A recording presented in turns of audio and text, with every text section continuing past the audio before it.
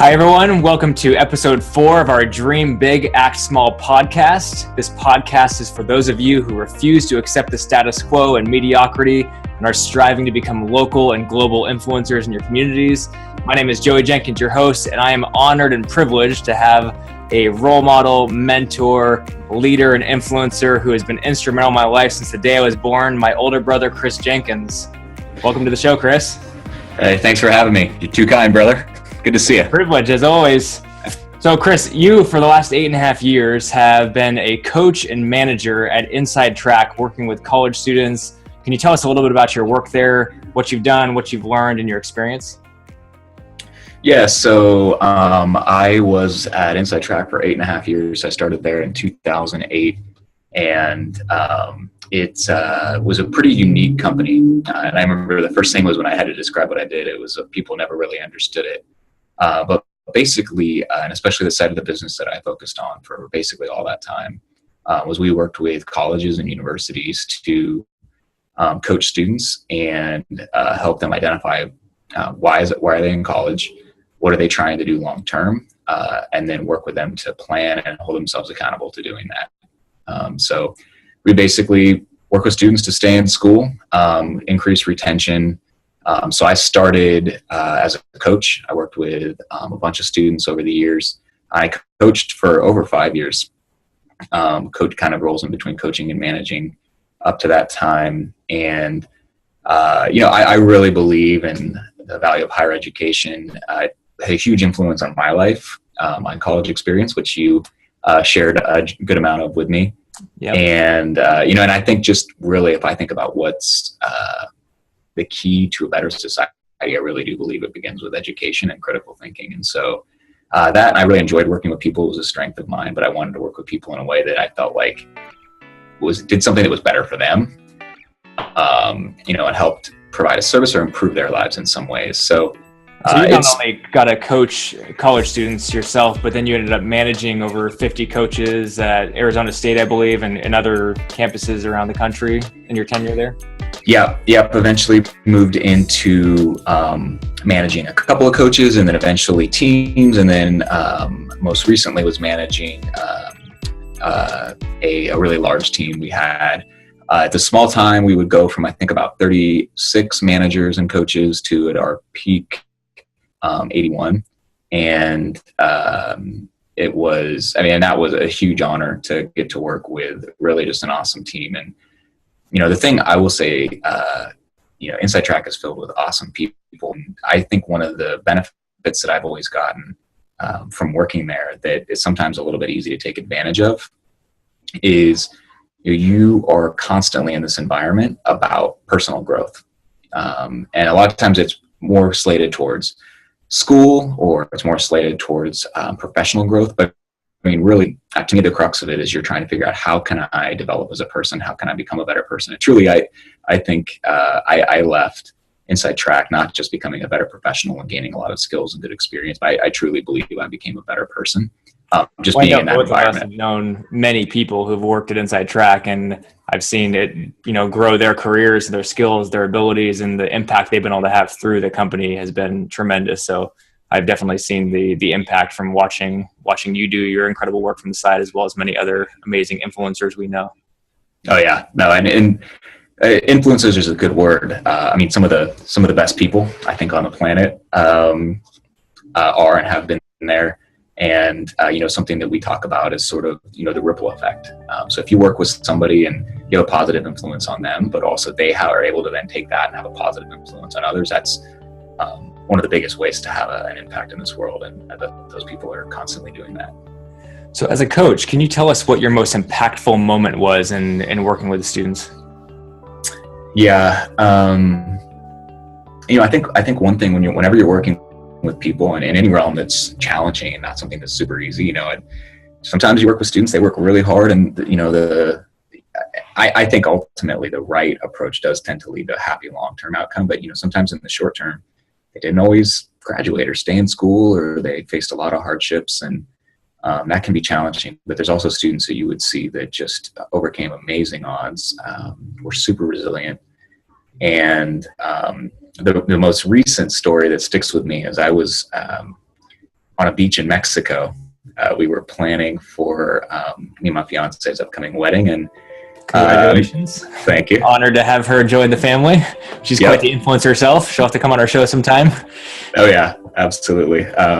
Yes, I think people have seen the influence she's had on me too, and we're excited for her. We were getting stuff set up, and I'm not the most active person on Facebook, and somehow I stumbled across a message that was sent to me 4 years ago, maybe longer, from a student I had coached.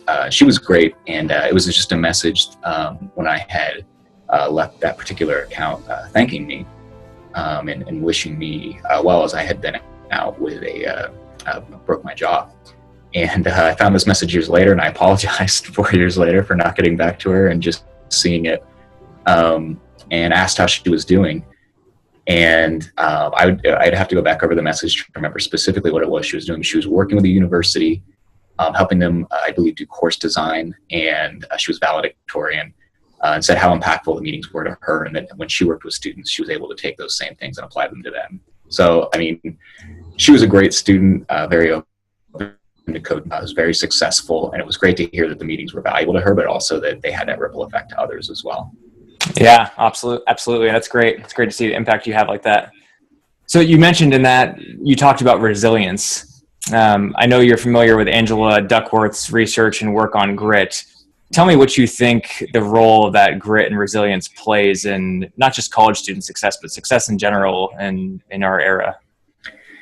Yeah, and I actually believe, I know at least for a little while, not only was she a keynote speaker for us, but I believe she was a board member, I think, or at least consulted with us in some capacity at Inside Track. And, you know, the thing, and I think that she's admitted it's tough with grit, is, you know, it can sometimes be a chicken or the egg question, you know, of do people just have it? How do you develop it? But I think, you know, basically the core of her research is that, you know, more than ability or looking at somebody's IQ scores or anything like that, the thing that's going to define them to be successful is, can they basically be resilient to challenges, stick with something, and ultimately commit to things and reach levels of success. And I really have a grittiness. She liked the word, I do too. And I think then, you know, the thing that we naturally ask in our job is, okay, well, how do you develop that? How do you have somebody either improve or develop grit? In her TED Talk, she kind of leaves you with that question at the end, right? It's like a 6-minute TED Talk. It's fantastic. I'd highly recommend it to the audience. But she talks about the benefits, the reasons that it's needed, but then sort of says we're still in the beginning phases of understanding how do you develop grittiness. Do you have thoughts on that? Yes. And, you know, she's pretty great. I think she's pretty humble in some of the limitations of her research or what she doesn't know the answers to. She does have a new book out on this. I think it's new, that I haven't read. But I think the thing that I think she specifically makes this connection somewhere, it might be a TED Talk, was the work that Carol Dweck did, specifically highlighted in the book Mindset, which is also something that I used in coaching all the time. And really the core of that is basically drawing out two different types of mindsets and feeling like the one on one end of the spectrum drastically is really the core component of what is behind successful people. And the mindsets are either a fixed mindset or a growth mindset. So a fixed mindset is somebody who basically more or less believes that you're kind of born with natural ability. And for the most part, not that you can't have some slight influence over them, but for the most part, that's pretty much what you have. So if you're really smart, you're born smart. You can't do a whole lot to change it. If you're, you know, not the world's greatest jumper, you're probably never going to be able to dunk or go in the Olympics. And then you switch over to the other side, and it's basically saying that you believe if you really put in deep practice and focus that you can make significant improvement in really any aspect of life. What percentage of people do you think have a fixed mindset versus a growth mindset? You know, that's a big question, but I mean, more or less, do you think more people have a fixed mindset than a growth mindset, or vice versa? I bet, you know, I will defer this question. I'll give you my political answer, which is I bet you there's a big cultural element. Actually, now that I think about it, I can point to one study that's very interesting that I think you've heard me cite before, but And I think nobody's, I think there's a spectrum, right? So nobody's totally on one side or the other, and they can be in different areas and different spots of their life. So I've seen areas where I have more of a fixed mindset and others where I have more growth. But I'm always trying to push myself and gain some self-awareness to make sure I'm more on the growth side. They did a study. I think they gave a group of students an impossible math question, and then they saw how long they took to solve it, knowing they wouldn't be able to come up with a solution for it. And I think they gave them up to an hour. So they looked at the results. They looked at how long basically students were willing to struggle, the key components of grit, to try and solve this impossible question. And you have to get, if you're looking for the specific answers, I'd encourage somebody to look it up. I mean, it's pretty crazy. I believe, and this is the cultural element I was speaking about, I believe the average U.S. student, somewhere between a minute and a half, 30 seconds, somewhere around that, gave up. I believe the average student used about the full hour. So that just shows you. And I think saying that we need to make America gritty again? Yes, I would say that grit is, at least by that study, something that maybe certainly is cultural. I don't think that it's hard to say that if you have pervasive attitudes of what defines struggle, what's the benefits of struggle, that it's going to impact society. And certainly, at least in that specific study in the area, I think you'd like to see that people are willing to push through, fail, and continue to believe they can do something. Those students felt there was a way to solve that question, even though the reality was there wasn't. The American students basically were like, we haven't been taught this, and didn't give it a try.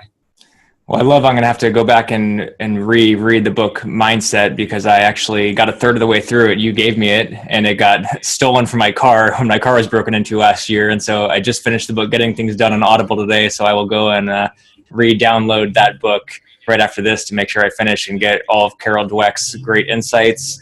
I've seen her TED Talk and love the work, and just from the insights you've shared with me over the course of you reading it, I'm excited to dig a little deeper there. And I've also I can represent that. Oh, go ahead. Oh, I was going to just say one thing that you just think kind of some of the core of the question that you had. How do you do that? How do you develop some of that? And Carol Dweck will, in her book, even on her website, I think, talk about some specific ways to do it. But there's a few core things that I think any parent or people working with any individual would notice, and that is really to praise the effort and the process, more focused there than the outcome. And a good example, and she cites one, but for instance, if you have somebody that's trying something and they fail, oftentimes it's good to say, kind of to externalize the blame and say, well, you're great, you got bad luck or something didn't happen here, but actually say, maybe you could have prepared harder, you could have worked harder. And if somebody, for instance, gets an A, it's more important to praise the effort they put in that test, and even to examine the effort they put towards it, versus actually praising that outcome. We would do that a lot in coaching. We would, if a student told us they did something, really what you should do is you ask them how they felt about it versus imparting your own belief, unless they told you exactly what the goal was. But then a lot of it is looking at that process, because you could get an A and not really work very hard. There's not really much to praise there necessarily, versus working very hard.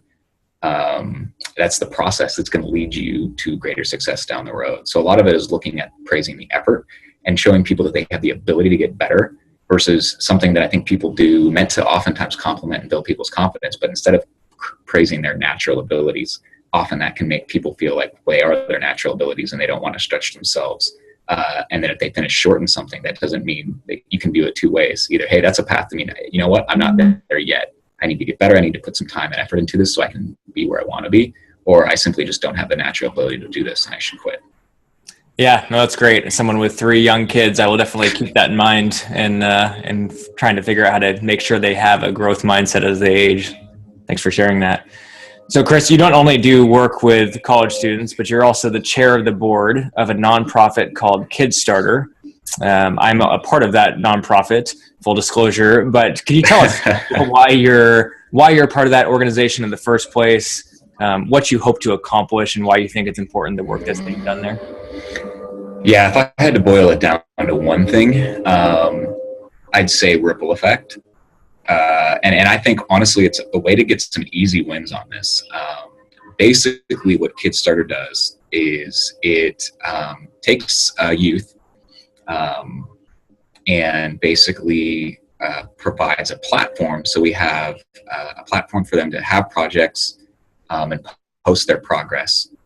We then give them projects that they can either bring to us or that they can pick from. So there's never a shortage of things that people need service work for, right? I mean, you're never going to have a problem finding things that people can volunteer time and fundraising and effort towards. And then people to help them along in that process. So coaches, essentially. So what we do is you have a kid, they say that they want to be part of Kidstarter. They'll either bring a project or they will be given a project that they feel a sense of purpose behind and something that they'd like to work on.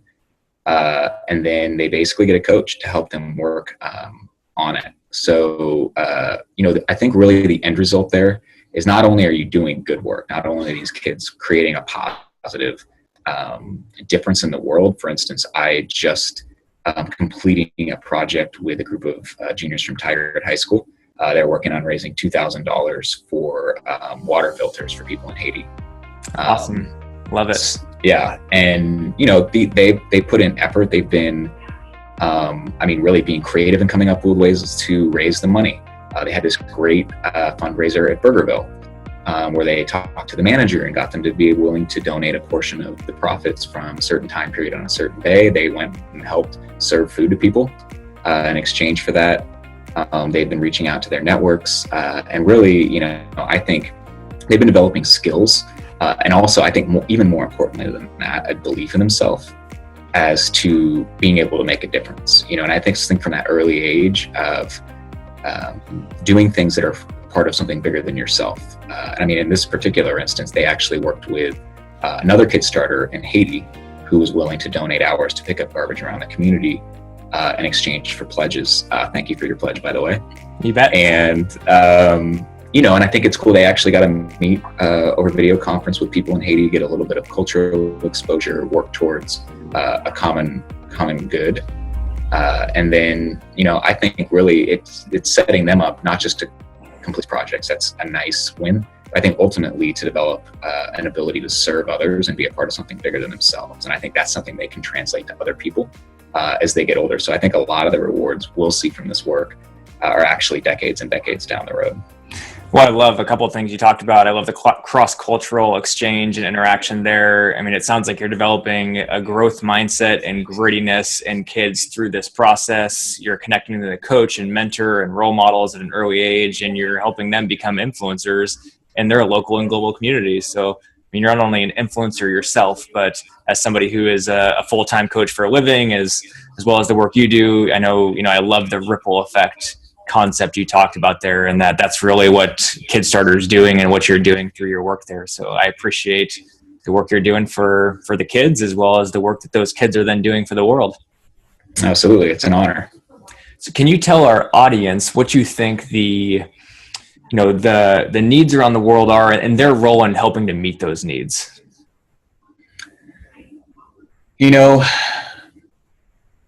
I would say that there's so many needs. The world's never going to run out of needs, right? I think one of the key things is figuring out what are your core values. And I would say this is important, in coaching, is what really matters to you. So that's going to be different for everybody.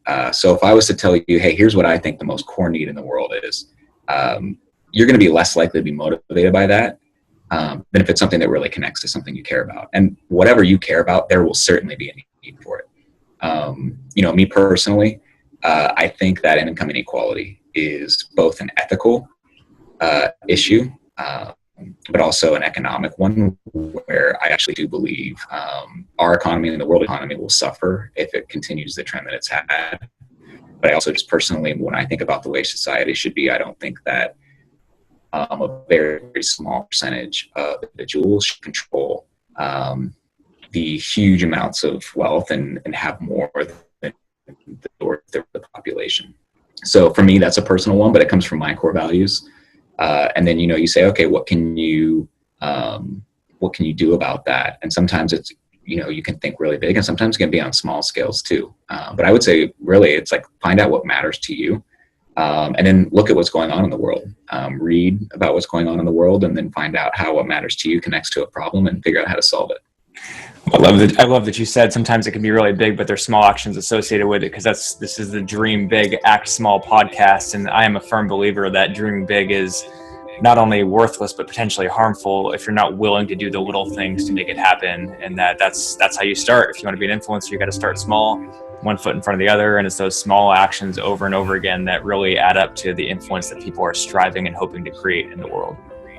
And I saw that stat. I'm with you on income inequality being such a huge issue. I saw that stat recently in the news that the 8 richest people in the world are worth more money than 50% of the world's population, which is like 3.7 billion or something in that ballpark. That 8 people who could all fit in one van have more wealth than 3.8 billion, 7 billion people around the world is just mind blowing. Yeah, it's funny. There was I think it was on Charlie Rose yesterday. They had, and maybe it was a delayed coverage, but they had Bill Gates and Warren Buffett talking with him, and that was one of the things they were talking about. Obviously, people on I think the side most people would want to be on in that disparity, right? But acknowledging that it's a huge problem. Yeah. Well, so we both have worked with younger individuals for a lot of our life, and you were in college working with a lot of college students there. If you could yourself go back to your early 20s, what would you do differently? I think probably it would be the combination of really taking some time to think of a strategic vision of where you're trying to go, which is a hard process. And I would just ask anybody, if you have you thought about doing it? And B, if you have you stuck to it? Because I can just say for myself, that is a really hard thing to do. It takes a lot of time and reflection. And nobody's going to tell you it's the right answer. You're going to have to know it for yourself. So following that process, and then really just, I think, and maybe even this would have been the low-hanging fruit, is simply just the discipline for taking some small steps that really build up over time. I know you talk about compound interest a lot. Yep. And just seeing the value in that. I can think about all these things that I dreamt big about that I was like, if I can do this, that would be great. And eventually they become overwhelming, and then eventually they just don't happen. And, I think about now, if I look back over 5 years, 10 years, 20 years, what if I just invested in a couple of these things that really mattered and made, really small investments over a long period of time? There'd be a huge impact. So I would have liked to have done some more of those things. And I think just seeing more of the value of how a small, disciplined approach to something can really yield a big impact, because that's something I still continue to see more and more today. And I would have, it's just like a 401k. Should have been investing a little bit more in my early 20s, because what you invest then ends up being a lot more in the long run than something you invest in your 30s, 40s, and 50s. Yep. Well, it's interesting. I was listening to that book, the Getting Things Done, I finished today. And towards the end of it, he said a quote by somebody who said, there's really only one of 2 problems that we have in life. It's either that we know where we're going and we're not sure how to get there, or that we simply don't know where we're going. And I think you spoke to that about just that vision clarity that you would have sought earlier. And it's not an easy process, but to spend more time on that mental heavy lifting to do that. I actually thought, when I heard that quote, the first thing I thought was, I think there's 3 problems. It's the 2 problems stated before, or the third problem is you know where you're going, you know how to get there, and it's how to get yourself to do what it takes to actually get there, which is that vision, strategy, and action side of it that I believe all peak performers do, the peak performance cycle I talk about. But yeah, I think that's absolutely essential. And I would put myself in the same shoes as you. If I could go back to my early 20s, I would do that mental heavy lifting to figure out, clarify that vision as early as possible, get an aligned strategy, and start taking action every single day to make it a reality. Yep, I agree with you. I think there's probably been plenty of people who knew where they were trying to go, knew how to get there, and didn't make it. Yeah, absolutely. So are there things that you would say from your work with college students that you think parents should be doing to prepare their students for college more effectively?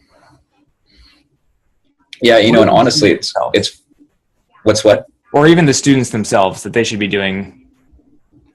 Yeah, and my expertise really wasn't in like college prep or, my own process was pretty lazy in that regard.